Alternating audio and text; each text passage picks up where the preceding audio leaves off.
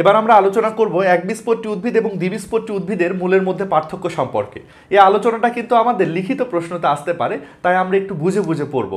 প্রথমে লক্ষ্য করো, একবীজপত্রী মূল এবং দ্বিবীজপত্রী মূলের প্রস্থচ্ছেদের চিত্র এঁকেছি আমি। চিত্র দেখে বোঝা যাচ্ছে যে দুইটার মধ্যে খুব বেশি কিন্তু পার্থক্য নাই।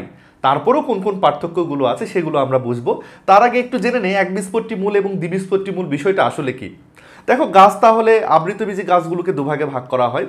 কিছু গাছ একবীজপত্রী, কিছু দ্বিবীজপত্রী। মোটামুটি দুর্বল টাইপের গাছগুলো, ধান গম আখ টাইপের গাছগুলো হলো একবীজপত্রী গাছ, এবং শক্তিশালী গাছ যারা আসলে হয়, যারা একটু বেশি বড়সড় গাছ হয়, তারা হয় দ্বিবীজপত্রী, যেমন আম কাঁঠাল জাম লিচু এই টাইপের গাছগুলো। তাহলে এই একবীজপত্রী গাছের শেকড় এবং দ্বিবীজপত্রী গাছের শেকড়টাকে যদি আমরা নেই, কচি শেকড় অবশ্যই, নিয়ে সেটাকে যদি আমরা প্রস্থ বরাবর কাটি, কেটে মাইক্রোস্কোপে দেখি, তাহলে এরকম কিছু চিত্র আমরা পাবো। কি কি পার্থক্য এখানে পাওয়া যাচ্ছে সেগুলো খেয়াল করি। অনেকগুলো পার্থক্যের আমি বিষয় লিখেছি, এর ভিত্তিতে আমরা পার্থক্যগুলো দেখব। প্রথমে ত্বক দেখো, একবীজপত্রী মূল বলো আর দ্বিবীজপত্রী মূল বলো, ত্বকের উপরে কিউটিকল নামের যে আবরণটা থাকার কথা ওটা কিন্তু থাকবে না। কিউটিকল আবরণ কিন্তু কাণ্ডের বৈশিষ্ট্য, তবে ত্বকের চারপাশ দিয়ে এরকম জিনিসপত্র কিছু আছে। একবীজপত্রী এবং দ্বিবীজপত্রীর উভয়েরই ত্বকের চারপাশ দিয়ে এরকম লোমের মতো জিনিসপত্র আছে। আমরা জানি এই লোমের মতো জিনিসগুলোর নাম হলো রোম। মূলের চারপাশে কিন্তু মূল রোম থাকে। তাহলে এটা মিল, এটা কিন্তু পার্থক্য না। এখানেও মূল রোম পাচ্ছি আমরা, এখানেও আমরা মূল রোম পাচ্ছি, এখানেও আমরা মূল রোম পাবো।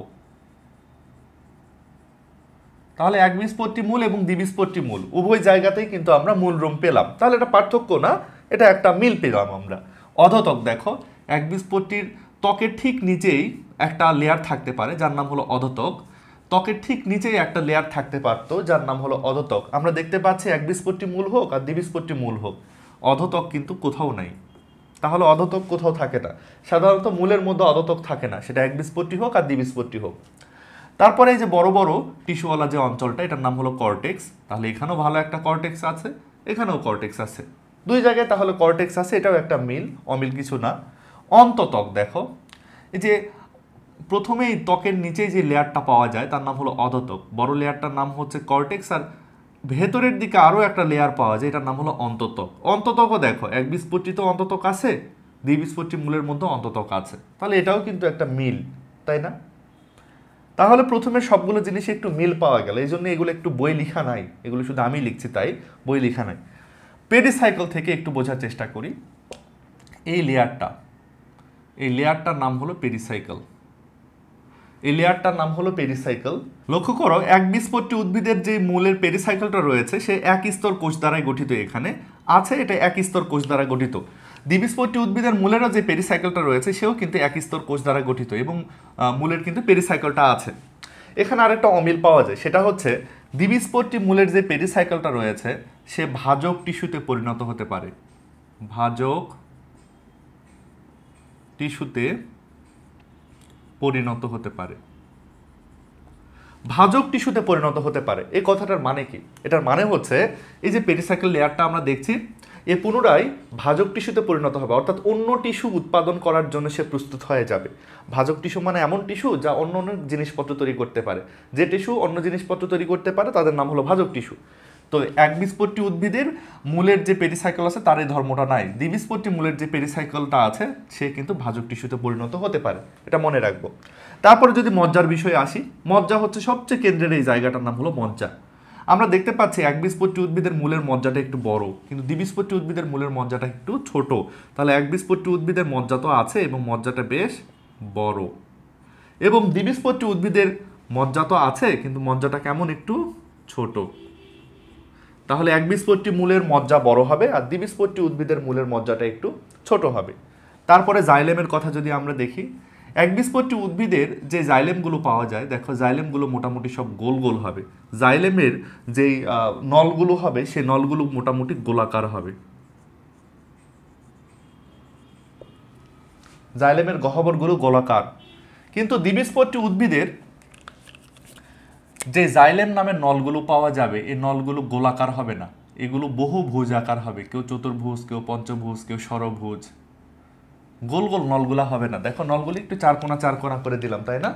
এরা হচ্ছে নলগুলো হবে বহুভুজ আকার, বহুভুজাকার। তাহলে আমরা এই বিষয়গুলো একটু মনে রাখবো। একবীজপত্রী উদ্ভিদের মূলের যে জাইলেম আছে, জাইলেমগুলো গোলাকার হবে, এবং দ্বিবীজপত্রী উদ্ভিদের মূলের যে জাইলেমগুলো আছে সেগুলো বহুভুজাকার, মোটামুটি ষড়ভুজাকার হয়, পঞ্চভুজাকার হয়। ভাস্কুলার বান্ডলের কথা একটু দেখি। জাইলেম এবং ফ্লোয়েমের গুচ্ছটাকে কিন্তু বলা হয় ভাস্কুলার বান্ডল। একটা জাইলেম একটা ফ্লোয়েমকে আমরা বলতে পারি একটা ভাস্কুলার বান্ডল। এখানে আমরা ভাস্কুলার বান্ডল কতগুলো জোড়া দেখছি দেখো, 1 2 3 4 5 6 7। এখানে মোটামুটি অনেকগুলা ভাস্কুলার বান্ডল আমরা দেখতে পাচ্ছি। ভাস্কুলার বান্ডলের সংখ্যা 6 এর বেশি হবে, 6 এর বেশি হবে, ন্যূনতম 6 এর বেশি হবে, অনেক বেশিও হতে পারে, আমার অত আকার জায়গা নাই বলে কমে গেছি। কিন্তু দ্বিবীজপত্রী উদ্ভিদের যে মূলের ভাস্কুলার বান্ডল দেখো 1 জোড়া 2 জোড়া 3 জোড়া 4 জোড়া। জাইলেম ফ্লোয়েম আছে ওখানে কিন্তু মোট 4 জোড়া, মোটামুটি এটা 2 থেকে 6 জোড়া হবে, 2 থেকে 6 জোড়ার ভেতরেই হবে। তাহলে সবসময় আমরা মনে রাখবো একবীজপত্রী উদ্ভিদের মূলের যে ভাস্কুলার বান্ডল তার সংখ্যা অনেক বেশি হয়, কিন্তু দ্বিবীজপত্রী উদ্ভিদের মূলের যে ভাস্কুলার বান্ডল সেগুলোর সংখ্যা কিন্তু কম হয়, 2 থেকে 6 জোড়া হয়। তারপরে দেখো ক্যাম্বিয়ামের কথা যদি আমরা একটু জেনে নিই। ক্যাম্বিয়াম এমন একটা জিনিস যা গাছের সেকেন্ডারি গ্রোথ ঘটায়। সেকেন্ডারি গ্রোথ আমি বিস্তারিত পড়িয়েছি তোমাদের। তো দ্বিবীজপত্রী উদ্ভিদেরই কিন্তু শুধু সেকেন্ডারি গ্রোথ হয়, একবীজপত্রী উদ্ভিদের কিন্তু সেকেন্ডারি গ্রোথ হয় না। তাহলে দ্বিবীজপত্রী উদ্ভিদেরই শুধু ক্যাম্বিয়াম পাওয়া যাবে। আসলে ফ্লোয়েমের ঠিক নিচেই এদের ক্যাম্বিয়াম থাকে, ফ্লোয়েমের ঠিক নিচে এদের ক্যাম্বিয়াম থাকে, ফ্লোয়েমের ঠিক নিচে ক্যাম্বিয়াম থাকে। তাহলে দ্বিবীজপত্রী উদ্ভিদের মধ্যে আমরা ক্যাম্বিয়াম দেখব, কিন্তু একবীজপত্রী উদ্ভিদের মূলের মধ্যে কোনো ক্যাম্বিয়াম থাকবে না। ক্যাম্বিয়ামের কাজই হচ্ছে সেকেন্ডারি গ্রোথ করা। যেহেতু সেকেন্ডারি গ্রোথকে আবার কিন্তু বাংলায় বলা হয় গৌণ বৃদ্ধি। যেহেতু দ্বিবীজপত্রী উদ্ভিদের মূলের মধ্যে ক্যাম্বিয়াম রয়েছে তাই এদের সেকেন্ডারি গ্রোথ হবে। যেহেতু একবীজপত্রী উদ্ভিদের কোনো ক্যাম্বিয়াম নাই তাই এরা সেকেন্ডারি গ্রোথ করতে পারবে না। এই হচ্ছে পার্থক্য। সেকেন্ডারি গ্রোথ করলে কিন্তু একটা গাছ মোটা হয়ে যায়, একটা গাছের শেকড় মোটা হয়ে যায়। তোমরাই বলো তো, ধান গমের বা পেঁয়াজ রসুনের বা আখ ভুট্টার শেকড় বেশি মোটা, নাকি আম কাঁঠাল লিচু এই গাছগুলোর শেকড় বেশি মোটা?